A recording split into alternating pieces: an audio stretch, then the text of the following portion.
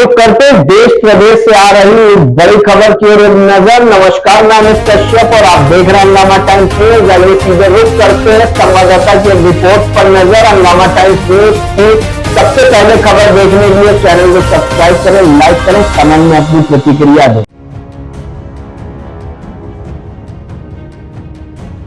Supreme court द्वारा विपक्ष के नेता राहुल गांधी को 9 दिसंबर 2022 को भारत और चीन की सेनाओं के बीच हुई झड़प पर उनकी टिप्पणी को लेकर फटकार लगाई थी, जिस पर अब कांग्रेस सांसद प्रियंका गांधी वाड्रा ने अपने भाई को डिफेंड किया है।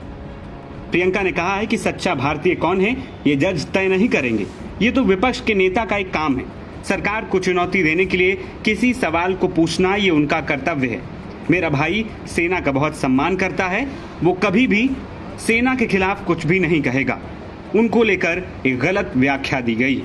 सच्चा भारतीय है, कौन सच्चा भारतीय नहीं है, ये तो मुझे लगता है कि मतलब न्यायपालिका के प्रति पूरे आदर के साथ कह रही हूँ कि ये तो उनके दायरे में नहीं होता डिसीजन। ये कोई जस्टिस तो नहीं तय करेंगे।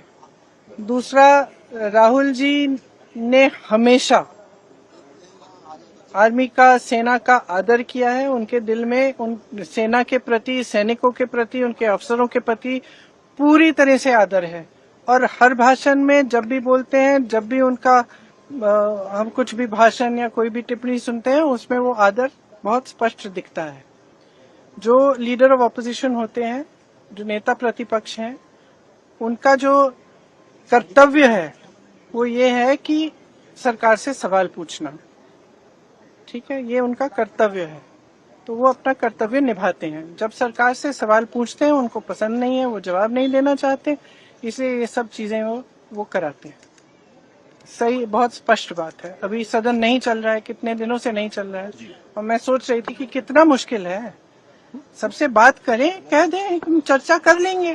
कितना मुश्किल है सदन को चलाना। क्या इतने दुर्बल हो गए कि इनसे सदन ही नहीं चल रहा है अब, कि रोज हमको ये करना पड़ रहा है क्योंकि एक बात पे चर्चा नहीं करना चाहते। क्यों नहीं कर सकते चर्चा?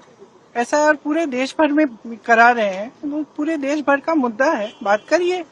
आपने सिंदूर पे चर्चा की, तो इस पे भी चर्चा करिए। देश को सुनने दीजिए, हमारा पक्ष भी है, उनका पक्ष भी है, तो इसमें घबराहट क्या है? तो ये तो इनकी दुर्बलता है कि सदन ही नहीं चला पा रहे।